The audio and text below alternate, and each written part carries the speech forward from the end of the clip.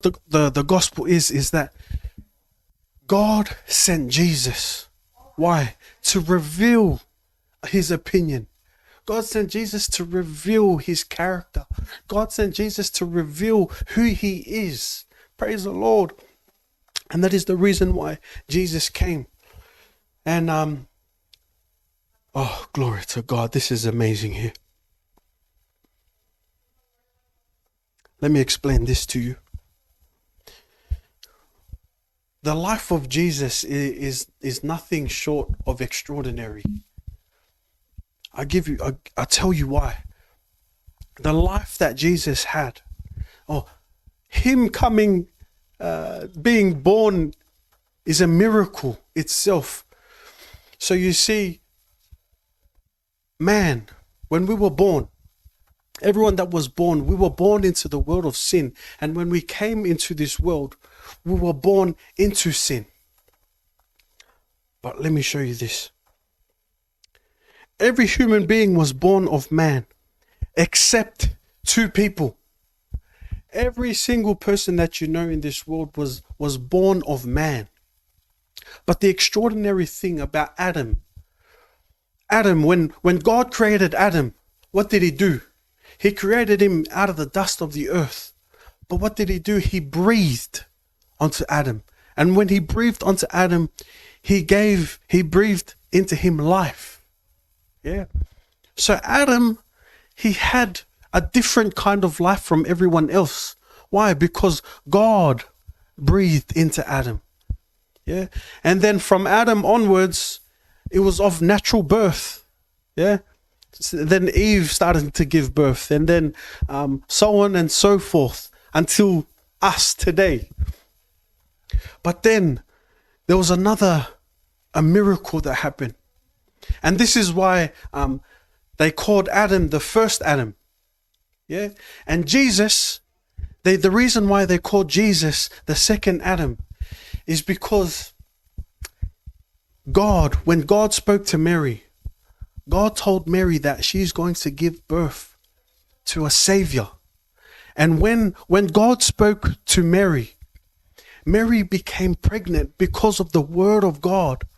The word that God spoke. The word that God spoke had power in it. So when the word was spoken to Mary, Mary received that word. And when she received that word, she became pregnant with Jesus. So there we see the life that God has was the spoken word of God. So there's two people that were created of God. The first Adam, God breathed into him. God breathed into the dirt to bring life to Adam. And the second one, which is the biggest one, it was God's word.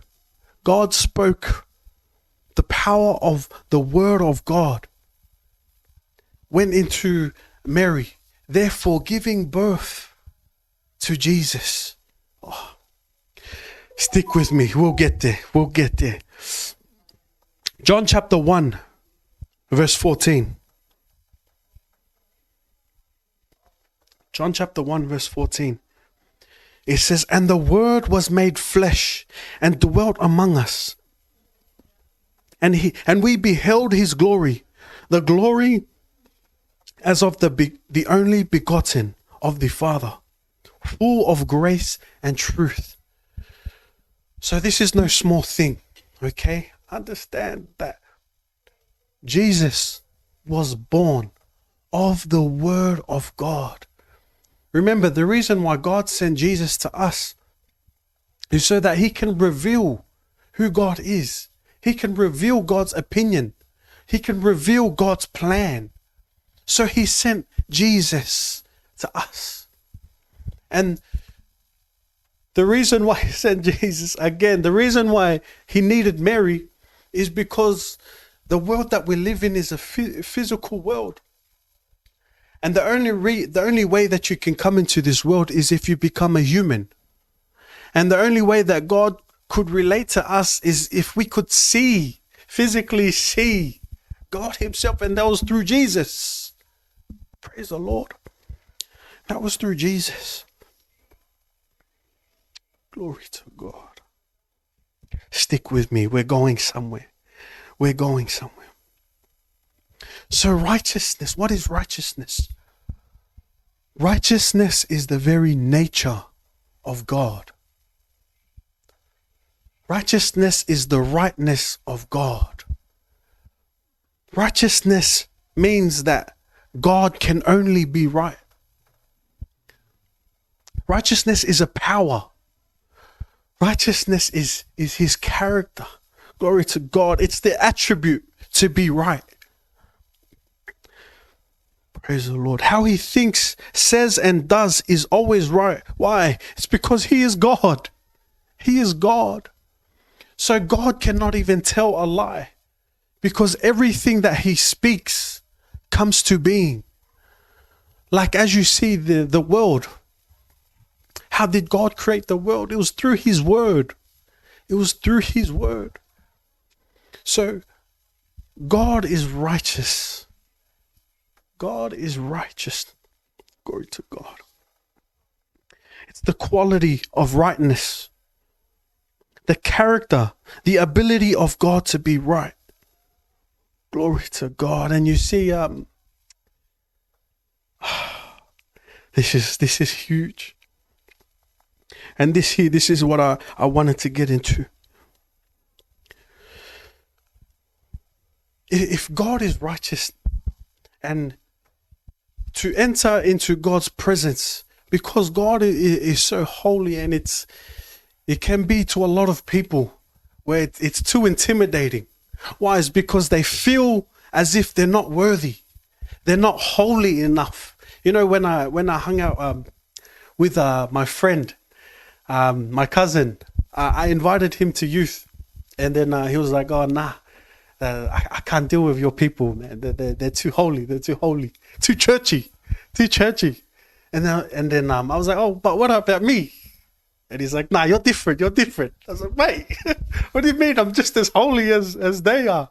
And we just started laughing. But for people, there seems like there's they need to be able to do something for them to be to come to God. Yeah. But that is not the way. Glory to God. This is the good news here. This is the good news here. Righteousness, the character of God, God's nature, can be imparted to a human, can be imparted to a man. The rightness of God. And that's no small thing.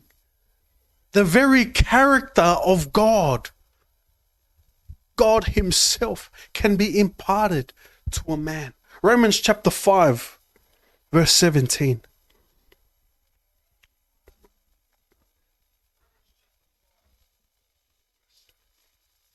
Glory to God. Romans chapter 5, verse 17. For if by one man's offense death reigned by one, much more they which receive abundance of grace. So you see there, if you look into your Bibles, it says, they which receive abundance of grace. So you can receive righteousness. And number 2, receive abundance of grace, and of the gift of righteousness shall reign in life by one, Jesus Christ.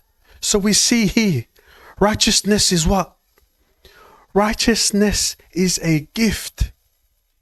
Righteousness is a gift. So what's a gift? What's a gift? When it comes to Christmas time, a lot of people, they look forward to getting presents. They didn't do anything to get those presents. They didn't do anything to get those presents. They just got presents. That's why everyone looks forward to Christmas time. Because, oh man, I'm getting a free gift. Getting a free gift. And yet, the gift of righteousness, the very nature of God, is a gift. Oh my goodness. You aren't ready for this. Say I'm ready. You're ready. Stay ready. Glory to God. So when we look at the life of Abraham, Romans chapter 4, we'll start from verse 1. Oh, glory. Romans chapter 4, verse 1. What shall we say then that Abraham our father, as pertaining to the flesh, hath found? For if Abraham were justified by works, he hath whereof glory, but not before God. Verse 3. For what saith the scripture? Abraham believed God, and it was counted unto him for righteousness. For those that are asking, what does that mean? Tell me. All right, I'll tell you. Glory to God. Verse 2. For if Abraham were justified by works.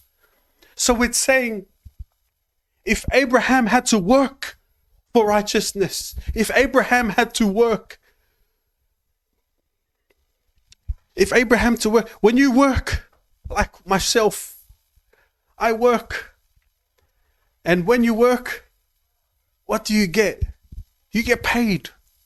Like for me today, I worked this week. Therefore, Friday is my payday. Because I worked for it. And when you get a gift, it's not a gift if you're working for it. Why? Because when you work, you're getting paid. But a gift, you don't get paid. A gift is given. So you're starting to understand.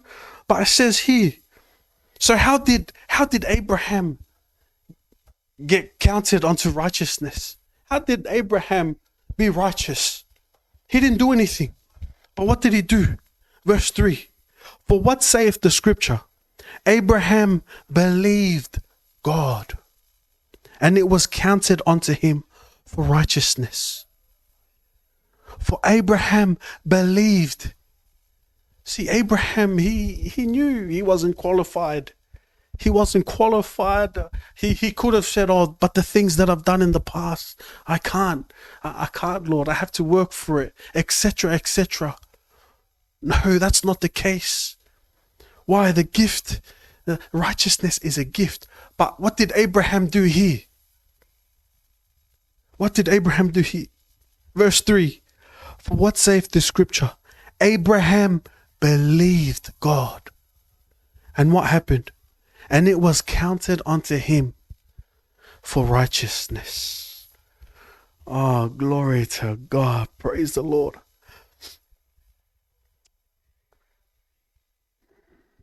Verse 4. Now to him that worketh is the reward, not reckoned of grace, but of debt. So yeah, just what I said. Now to him that worketh is the reward. So if you were to try to work for your righteousness, if you're trying to work for it, it becomes someone's debt to give it to you. It's a reward.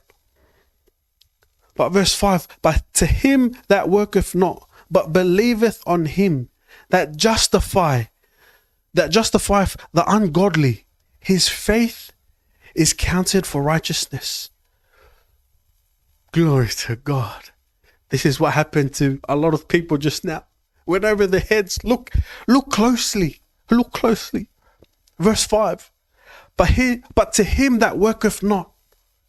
So it's not your doing. But believeth on him. That justifieth. What's the next two words say? The ungodly. His faith is counted for righteousness. So who is righteousness for? What's this verse say? But to him that worketh not, but believeth on him that justifieth the ungodly, his faith is counted for righteousness. So righteousness is for the ungodly. Oh my goodness. Righteousness is for the ungodly. So regardless, just like what we read, regardless of their past or what they think of themselves, but it is because they believe God. they are counted for righteousness. But it doesn't stop there. We're still working up to it. We're still going there. So verse 6, even as David also describeth the blessedness of the man unto whom God imputeth righteousness without works. So it's not your doing. It's not your doing that gets you righteousness. Glory to God. It's not your doing. And that's important to understand. It's not your doing. It's not your doing, because religion has made it your doing that makes you righteous. But Christianity is not a religion. It's not us trying to be righteous. Oh, we're getting there. Verse 7, saying, blessed are those whose iniquities are forgiven and whose sins are covered. Verse 8, blessed is the man to whom the Lord will not impute sin. Who will not impute sin. So we just read that righteousness is imputed. Or in other words, righteousness is credited, is given as a credit. Like, you know, when you go to Time Zone, man, I don't know what the place is called now, but that game place, you go to the store and you get credit so you can play more games. So righteousness is imputed or credited to us. That's what it means. Righteousness is imputed to us. It can be credited to us. So if righteousness is imputed, then sin is also imputed. Imputed. So what does that mean? It's not the doing. It's not the doing. Yeah, it's not the doing that gets you imputed. It's not the doing. It's not your works that got you righteousness. And it works the same way with sin. Just because you sin, it doesn't make you a sinner. Why? What is righteousness? Righteousness is nature, is God's nature. So when it comes to sin, sin is talking about the nature. Man's sin is because they have a sinful nature. The act of sin is the result of the nature of sin. So sin can be imputed to other people. Sin can be imputed to people. Oh, glory to God. Yeah, so you have to understand. You have to understand. Glory to God. So there's no reason, there's no wonder why Jesus said in John chapter 3, verse 3. John chapter 3, verse 3. Jesus answered and said unto him, verily, verily, I say unto thee, except a man be born again.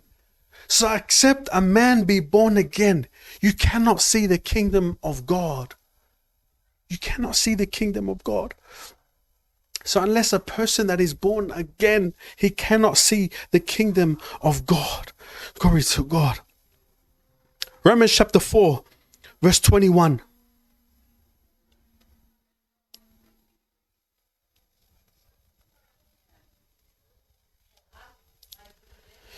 Romans chapter 4, verse 21.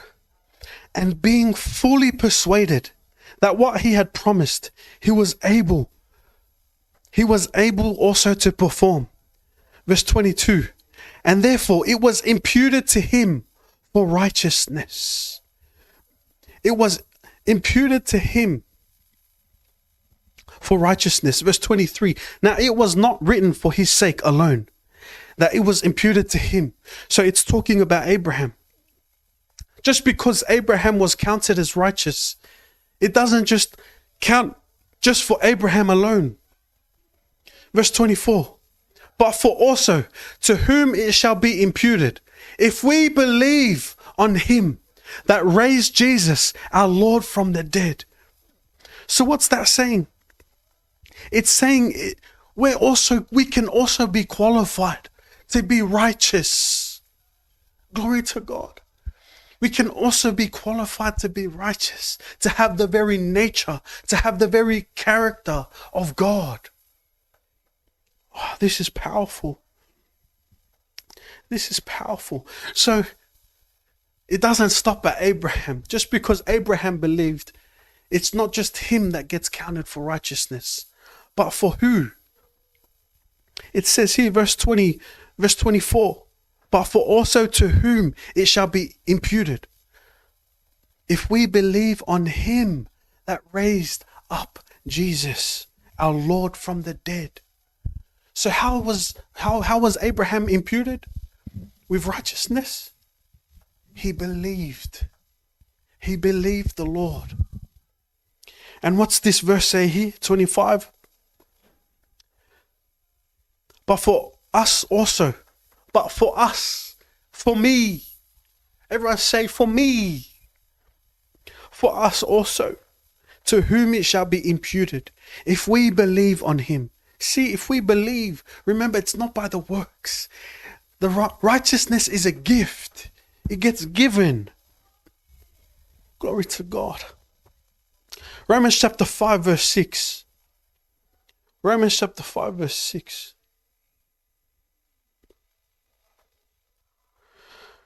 Oh, glory to God, because of time. We'll continue righteousness next week as well. Righteousness is such a huge topic. Verse 6. For when... let me start from verse 5. And hope maketh not ashamed, because the love of God is shed abroad in our hearts by the Holy Ghost which is given unto us. Verse 6. For when we were yet without strength, in due time Christ died for the Christians. Is that what you read? Tell me. No. What does it say? For when we were yet without strength, in due time, Christ died for the ungodly. Oh. Verse 7. For scarcely for a righteous man will one man die. Oh, for scarcely for a righteous man will one die. For scarcely for a righteous man will one die. So what does that mean? Many people, they might give up their life for a good man. They see this person is a good guy. I'll take a bullet for you. You're my dogs, man. I'll take a bullet for you, brother. I'll take a bullet for you. Why? It's because you think they're a good person. They've done good things to you. So you put your life on the line. You hear a lot of that. Oh, I did in high school. You put your life on the line for a righteous man. That's what this verse is saying. For scarcely for a righteous man will one die. Yet, pre-adventure for a good man, some would even dare to die. Verse 8. But God commendeth his love towards us in that, while we were yet sinners, Christ died for us. What does that mean? You know, there are times when someone can annoy you, even your best friend. Your best friend can annoy you to days, and you just don't want to talk to them. You don't want to even receive a message from that person or whoever the person may be. So if you put that into perspective, but God commanded his love towards us in that, while we were yet sinners, Christ died for us. So there was no reason for him. There was no logical reason for him to die for us. Because we were sinners. We were sinners. Oh my goodness. We keep going. Verse 8. But God commendeth his love towards us, in that while we were yet sinners, Christ died for us. Verse 9. Much more then, being now justified by his blood, we shall be saved from wrath through him. Verse 10. For if, when we were enemies, we were reconciled by God, we were reconciled to God by the death of his Son, much more, being reconciled, We shall be saved by his life. So righteousness is a gift given to the ungodly. Righteousness is a gift given to the ungodly. We just read that. That is what we just read. Oh my goodness. We'll go on. Romans chapter 6, verse 23. Romans chapter 6, verse 23. For the wages of sin is death, but the gift of God is eternal life through Jesus Christ our Lord. For the wages of sin is death. Remember, sin, those that were brought into this world, those that were born from the first Adam, they were imputed sin. Remember, imputed means it's not by our works. It's not us acting sinful. But it was because we were born into this world. Because of Adam, men were imputed sin. They were given the nature of sin. In Romans 5:17 it says, by one man's offense, death reigned. And for the wages of sin is death. But here's the good news. But the gift of God is eternal life through Jesus Christ our Lord. But the gift of God is eternal life. Oh my goodness. So when you receive eternal life, you receive the gift of righteousness. Oh my goodness. We keep going. John chapter 6, verse 47. Remember, Abraham was imputed righteousness. Righteousness was imputed unto him. Why? Because he believed. John chapter 6, verse 47.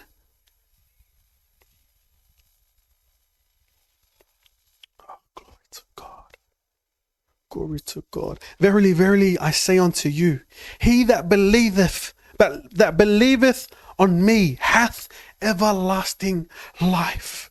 And what was the verse we just read before? But the gift of God is eternal life through Jesus Christ our Lord. So how do we receive this? Simply by believing. Oh my goodness. Believing. So when that man is born again, what did Jesus say? Jesus said that, let's read it. John chapter 3, verse 3. You must be born again. You must be born again. Okay. So, through Adam, let me, God. Oh, there is so much. We'll come close to the end. Let me show you. Let me show you. So Romans chapter 5, verse 17. So you can clearly understand, get this picture. For if by one man's offense, death reigned by one. Who was that one? Adam. Because Adam, and when that happened, it's also known as the fall. The fall. So, for if by one man's offense, death reigned by one. So because of him, the world was born. There were imputed sin. But see here, verse 17, much more they which receive abundance of grace and of the gift of God, the gift of righteousness, shall reign in life by one, Jesus Christ. Okay? But what I want you to see here in the first half, it says, for if by one man's offense, death reigned by one. So because of Adam, the world was born into sin. And therefore, their sin, that's their nature. That's all they know. Yeah. And then Jesus said, John chapter 3, verse 3. Verily, verily, I say unto thee, except a man be born again, he cannot see the kingdom of God. So what needs to be changed? It's the spirit that needs to be changed. It's your spirit that needs to be changed. Because we know that the wages of sin is death. Romans chapter 6 verse 23.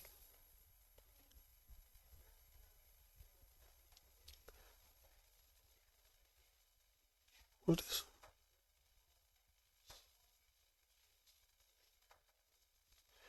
Romans chapter 6 verse 23. It says, for the wages of sin is death, but the gift of God is eternal life through Jesus Christ. And he that believeth has eternal life. Oh my goodness. I'll wrap it up with this.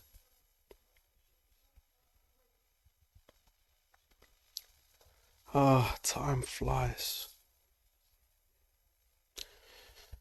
2 Corinthians chapter 5 verse 21.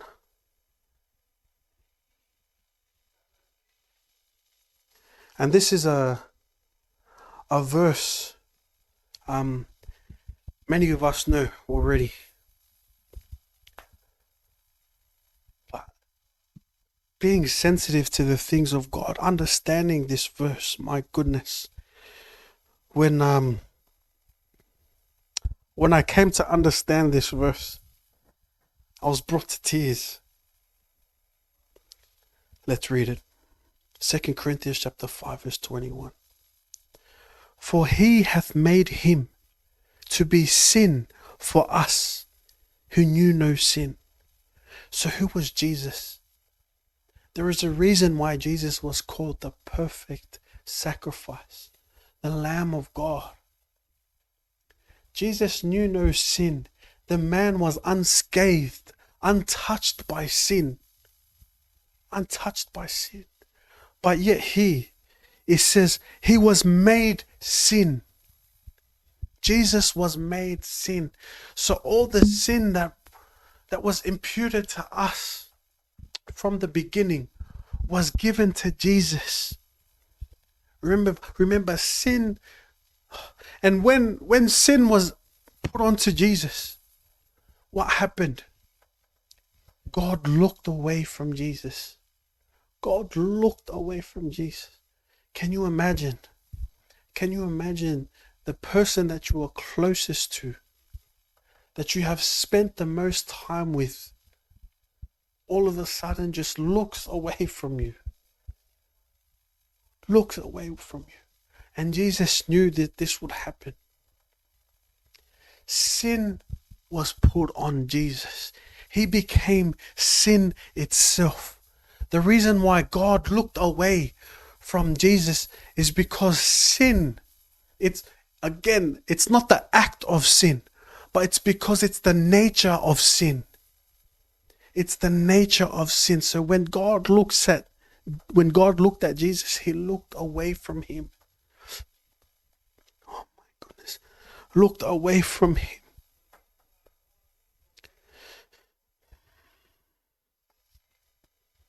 And yet, it was through Jesus dying. Through Jesus dying, we might be made the righteousness of God in him. Glory to God. So that is why it is the greatest sacrifice. Sin no longer has its sting here on earth. Sin no longer is a problem for us as Christians. Why? Because Jesus died for it. Jesus has abolished death. He has abolished and made ineffective the power of death. And what is the power of death? The wages of sin is death. But we have been made righteous through God, through Jesus. And it is only if we believe Jesus, we become righteous. And what does it mean to be righteous? Righteousness is the nature of God. Righteousness is the nature of God. It's the rightness of God. It's the ability for us. It gives us the ability to stand in front of God. Remember the beginning, I was talking about how God seems so holy, so righteous that we can't even, we need to be qualified to even be in the same sentence as him. We need to be holy enough. But it is through the death of Jesus Christ that we can be qualified to be in a relationship with God. We can be qualified to have the righteousness, to have the very character, the same nature that God has. Glory to God. Oh, praise the Lord. So that is why righteousness it's such a huge topic. Righteousness is the very nature of God, the very rightness of God. And we have been given the gift of righteousness. So when one is born again, when one accepts Jesus Christ into their life as their Lord and Savior, and when one believes that he is raised from the dead, he is imputed righteousness. Everything has already been done. All the works have already been finished. But it is through the gift of righteousness. It is through believing that we are imputed righteousness. It's not us working hard for it, but it is simply just believing. Oh, glory to God. Praise the Lord. Righteousness gives us the power to change the things in our lives. It makes us effective in the life of a Christian. But remember, righteousness is for the ungodly. And when they accept Christ into their life, they are imputed righteousness. Oh, glory to God. Praise the Lord. Oh, glory to God. Everyone in the chat say, you are righteous. Say, I am righteous. I am righteous. Yes, if you have received the life of God, you are righteous. So right now, we're going to pray. If you have not yet received righteousness, if you have not yet received Christ into your life, if you have not accepted him, and you would like to accept him in your life, if you would like him to work wonders inside of you, if you would like to have that life that we were talking about, the life of joy overflowing, a life of peace unending, it is so simple. There are two things that you need to do. Two things. And they're not, again, it's not through the works, but these two simple things. Number one, it's if you confess with your mouth that Jesus is Lord. And believe, number two, is if you believe in your heart that God has been raised from the dead, then you will be saved. Those are the two things. So if that is you tonight, so simple to receive righteousness and receive the very nature of God. These are the two things that you will do. Praise the Lord. So kindly repeat after me if you'd love to receive this life. Kindly repeat after me. Dear Heavenly Father, I confess with my mouth that Jesus Christ is Lord. And I believe in my heart that Christ has been raised from the dead. And he is alive today. I am now born again. I have the righteousness of God. In Jesus' powerful, mighty name,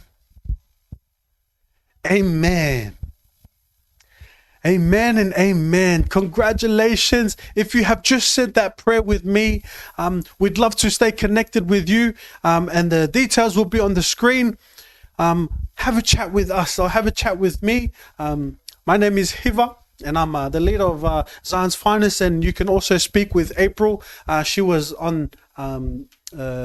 she was doing the Rhapsody along with Taylor. She was on the Rhapsody as well, and Renee. They are the leaders of our youth group. So you have been made the righteousness of God. If you have said that prayer, reach out to us. We'd love to connect with you and talk more about the life that you have in Christ. because the life that we have is ever increasing. We're always just growing brighter and brighter and brighter and brighter. Glory to God. So you are the righteousness of God. Praise the Lord. We'd love to hear from you. And the rest of the youth, remember, be conscious of the righteousness that you have. It is not by your works, but it is the gift of God. And man, I love things that are free. So thank you, Lord. Praise the Lord. So that is us tonight. Sorry, we have our youth news. April, we'll finish off with youth news, and then we'll have a song after that. But praise the Lord. Thank you guys for tuning in, and enjoy the rest of your night. Thank you guys. Good evening, everyone. It's April, and I'm coming to you with our youth news segment. Our youth news segment is the time where I am updating you on all the happenings throughout the week and all that is coming up. So first, I want to say welcome to the month of visualization. This is our first week. And in saying that, this was our first week for All Cells. It's prayer and planning week. Praise God. So All Cells have been through the planning process and prayer, where they are preparing for all that they're gonna do in this month of October, the month of visualization. What an exciting time for all of our cells and all of our youth. My next announcement is that our forums have now, we now moved to King's Chat. So from today, we will no longer be active on our WhatsApp group, our Zion's Finest group chat on WhatsApp, but now we have moved to King's Chat. If you don't yet have the link or know how to get started on King's Chat, message us privately so we can get you started and send you the tutorial and the link so that you can join and be a part of what is happening. As for prayer, we're going to continue being on Zoom just because of King's Conference and the iPhone uses. Sometimes it doesn't work. So until that is fixed, I will just keep using Zoom. So in saying that, prayer every morning for youth is 7 to 7:30 a.m. So make sure you are setting your alarm, you're waking up in time so that you can pray first thing in the morning. Our evening prayers are 9 p.m. every night. So make sure we are tuning into prayer and praying along with our congregation and our youth so that we can affect the change that needs to be made in our nation and in our world. Our programs are ongoing throughout the week. We have our church services every Sunday 7 p.m, our midweek services every Wednesday 7 p.m, and our youth service every Friday 7 p.m. So that will continue to be on live Facebook and YouTube. So ensure that you're sharing the link around with your friends, your family, so that we can all join and have a wonderful time in the Word. In the past week, we just concluded our praise night with Pastor Chris and our global communion service. What a powerful time that was to be together in the Word and in praise and worship with our man of God. And upcoming, we have the Your Love World specials with our man of God, season 4, phase 1. And that is from Monday, the 11th of October to Friday, the 15th. Wow. I'm so excited for the word that Pastor is going to give us in this time. So make sure you mark your calendars, set the dates so you are ready. It's going to be 4 a.m. just like we have it 4 a.m. every morning. And so we will update you more on that. But get ready. It's going to be a wonderful time in the Word. That concludes our youth news and announcements segment. I will see you all next week. Thank you for joining in tonight.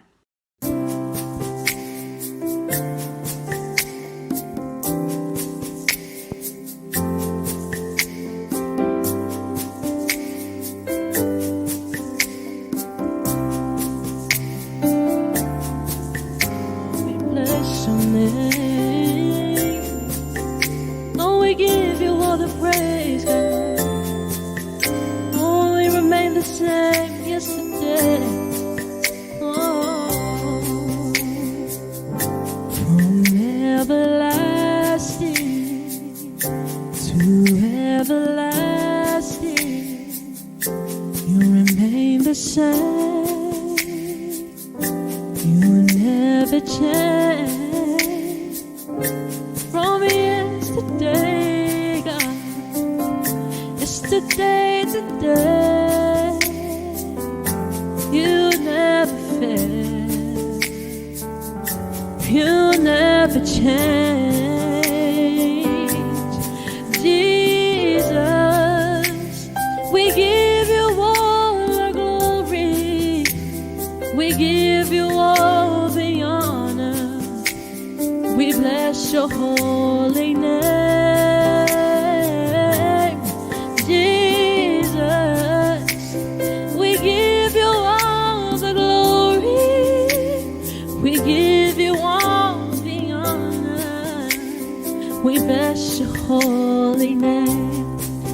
From everlasting to everlasting, you remain the same. Never change. You never change. You never change. You are the same God. Yesterday, today, God. You never fail. You'll never fail. No. You never change. Sing Jesus, Jesus. To you we lift our voices. We give you all our worship. We bless your holy name. Sing Jesus, Jesus. Oh, we give you all the glory. We give you all the honor. We bless your holy name. Everlasting, everlasting, to everlasting, Father. You remain the same, never change. Oh, nobody like you, Lord. You are the same God. Yesterday, today, God. You never fail. Oh, you never change. No, sing Jesus, Jesus. To you we lift our voices. We give you all our worship. We bless your holy name. Sing Jesus, Jesus. We give you all the glory. We give you all the honor. We bless your holy name. Oh, sing Jesus, Jesus. Oh, to you we lift our voices. To you we lift our voices. We give you all our worship. We bless your holy name. Jesus, we give you all the glory. We give you all the honor. We bless your holy name.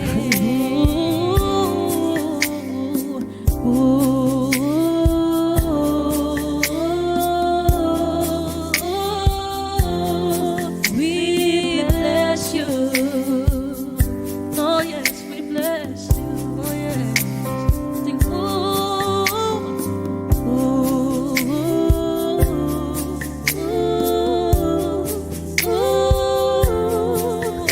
we bless you. Oh, we bless your mighty name, oh God. Sing,